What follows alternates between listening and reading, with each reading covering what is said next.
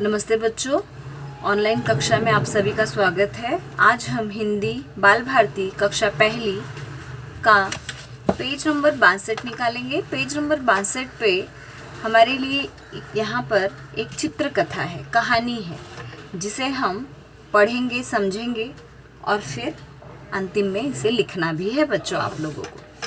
तो सबसे पहले यहाँ पे हम देखेंगे चित्र कथा, देखो, बताओ, पढ़ो और लिखो। तो बच्चों यह कहानी यहाँ पर दो दोस्तों की है, जिसका नाम क्या है, इस पाठ का शीर्षक है सच्चा मित्र। अब यह मित्र आप लोग देख सकते हैं, चित्र दिखाई पड़ रहा है कि नहीं सभी को। यहाँ पर मिहिर और डेविड दो मित्र थे। एक का नाम मिहिर है, एक का नाम डेविड है। एक दिन वे घूमने के लिए बाहर निकले। हाँ, एक दिन उन्होंने तय किया कि भाई चलो घूमने जाएंगे। तो वैसे ही घूमने के लिए बाहर निकले। फिर क्या हुआ, घूमते हुए दोनों कहाँ जा पहुँचे, एक जंगल में पहुँच गए। घूमते घूमते आगे निकल गए और आखिरकार कहाँ जा पहुँचे, ऐसा जंगल दिखाई पड़ रहा था हरा भरा, वहाँ पर जा पहुँचे। उन्होंने सामने से भालू आता दिखा। उन्हें क्या दिखा, सामने से भालू आता दिखा। भालू जंगली प्राणी है, यह जंगलों में ही रहता है। तो उन्हें अचानक से भालू के आने की आहट हुई और दिखाई भी पड़ा। फिर देखो क्या होता है आगे। भालू को देखकर डेविड अकेला ही चुपचाप पेड़ पर चढ़ गया। देख रहे हैं, ये जो पेड़ पर चढ़ गया वो डेविड है।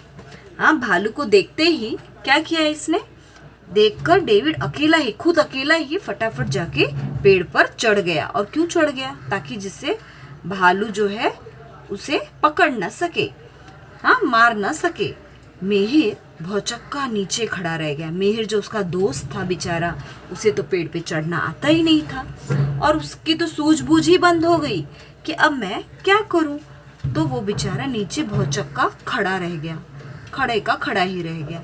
और जब भालू को पास आता देख मिहिर सांस रोककर लेट गया। लेकिन एक बुद्धि उसके काम की कि जब भालू पास आ रहा था तो उसी समय मिहिर ने सांस रोक कर वह लेट गया, चुपचाप सो गया। मतलब जिससे भालू को लगे कि मैं मर गया हूँ। भालू उसे सूंघने लगा कि भाई ये जिंदा है या नहीं, तो उसे सूंघने लग गया। तो मिहिर को मरा समझकर भालू वहाँ से चला गया। तो बच्चों जब वो सूंघा इधर उधर, उसे लगा कि इसकी तो सांसें ही नहीं चल रही हैं, क्योंकि जानवरों को भी पता चलता है सांसें नहीं चल रही हैं। तो क्या किया, उसे मरा समझकर लौट गया। उसके जाते ही जो उसका फ्रेंड था ना, उसका दोस्त, मिहिर को मरा समझकर जब भालू वहाँ से लौट गया तो उसके जाते ही डेविड पेड़ से नीचे उतरा। अब सोचो, अब पेड़ से नीचे उतर कर क्या करता, जो उस अपने दोस्त के साथ तो था ही नहीं। मिहिर को मरा समझकर चला गया भालू। फिर उसके जाते ही डेविड पेड़ से नीचे उतरा। उसने मिहिर से पूछा कि भालू तुम्हारे कान में क्या कह गया। उसे क्या लगा कि भालू उसे सूंघ रहा है मिहिर को, तो ज़रूर इसके कान में कुछ कहा होगा। तो उसने मिहिर से पूछा कि भालू तुम्हारे कान में क्या कह गया। तो मिहिर बोला, भालू कह रहा था कि संकट में साथ छोड़ देने वाले सच्चे मित्र नहीं होते। तो बच्चों कुछ समझ में आया कि यहाँ पर संकट देखकर डेविड क्या किया, डेविड ने पेड़ पर जा पहुँचा, हाँ, और मिहिर को अकेला छोड़ दिया। लेकिन जब मिहिर के आसपास वो भटक रहा था भालू, तो डेविड को क्या लगा कि ज़रूर कुछ बोल रहा है इसके कान में। तो पूछने पर मिहिर ने भी बहुत ही समझदारी वाली बात कही, बहुत ही अच्छी बात कही कि संकट में साथ छोड़ देने वाले सच्चे मित्र नहीं होते, ऐसा भालू कह रहा था। क्यों कहा, क्योंकि उसे बुरा लगा ना कि मुझे अकेला छोड़कर खुद तो वहाँ से चला गया। तो बच्चों ऐसा नहीं होना चाहिए। यहाँ पर देखो, इसका क्या सीख हमें इस कहानी से हमें यही सीख मिलती है कि जो संकट में साथ छोड़ देते हैं वे सच्चे मित्र नहीं होते। तो ये हमारा क्या हो गया सीख हो गई हमारे कहानी की। और ठीक उसी तरह यहाँ पे एक और कहानी दी गई है, आप लोग देख सकते हैं।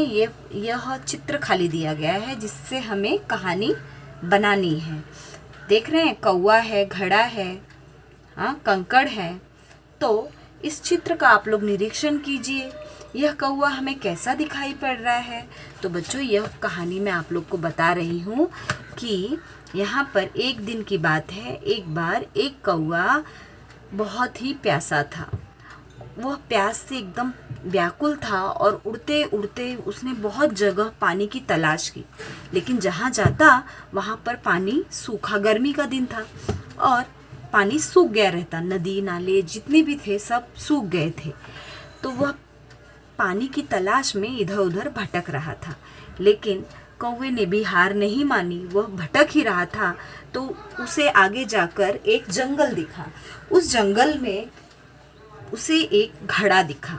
वह जंगल में उसे एक घड़ा दिखा तो उसकी आस तो जगी, चलो काश इसमें पानी तो होगा।